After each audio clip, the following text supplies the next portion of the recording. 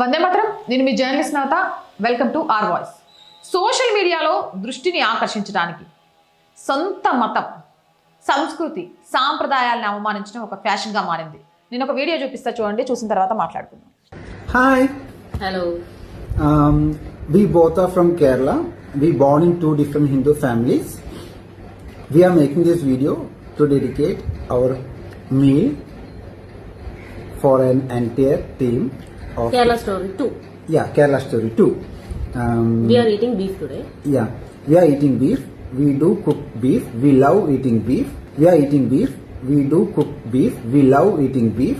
And in Kerala, people won't force anyone to eat beef.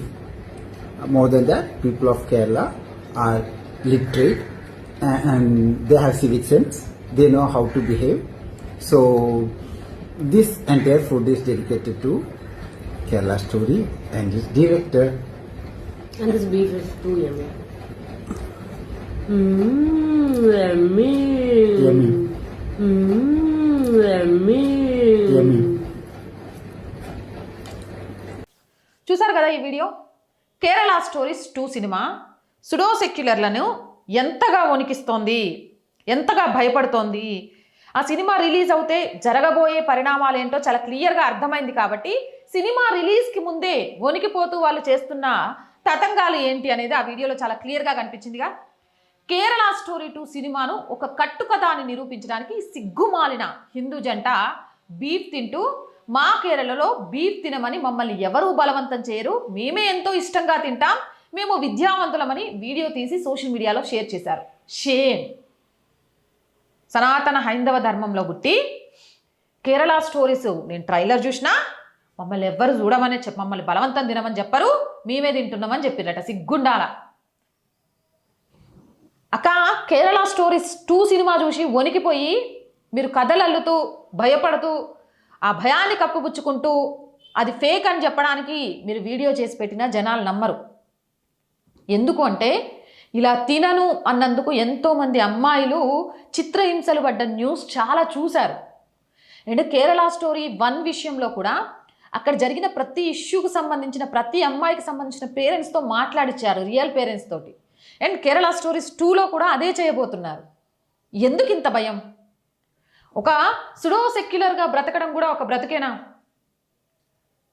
మీకు మీరు గొప్ప మేధావులం లేకపోతే గొప్ప ఉదారవాదులం అని చెప్పడానికి ఎంతకాలం హిందూ సంస్కృతిని తాకట్టు పెట్టుకుంటూ వస్తారు? విద్యావంతులైతే వివేకం ఉండాలి, కానీ గొడ్డు మాంసం తింటామని చెప్తే అది వివేకం కాదు, విద్యావంతులని గర్వంగా చెప్పుకోవడం కాదు. మరి ఇదే మీరు ధైర్యంగా చెప్తారా పంది మాంసం తినడానికి ఇష్టపడతామని? చెప్పగలుగుతారా? దాన్ని కీర్తించినట్లు ఒక్క కేరళ ముస్లింని నేను చూడలేదు ఇప్పటిదాకా. కానీ ఎందుకు సుడో సెక్యులర్లుగా హిందువులే ఇలాంటి దాష్టికాలు చేయడం?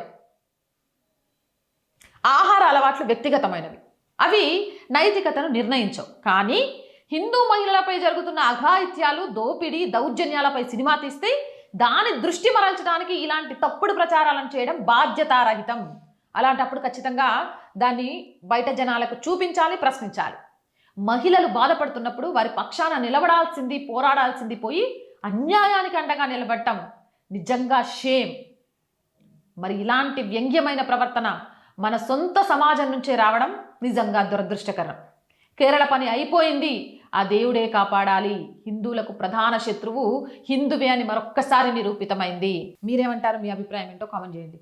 మోర్ వీడియోస్ కోసం ఛానల్ని వెంటనే సబ్స్క్రైబ్ చేయండి. అండ్ రోజు చెప్తుందండి our group of channel, our voice, our political, our Samskriti, 3 కూడా మన ఛానల్సే. So please subscribe our channels. Content బాగుంది అనిపిస్తే లైక్ చేయండి, షేర్ చేయండి.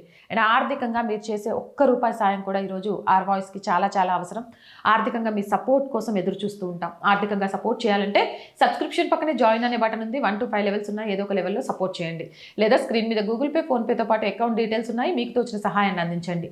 వ్యాపార ప్రకటనల కోసం 8328 500 576 నెంబర్ని సంప్రదించండి. జై హింద్, జై భారత్.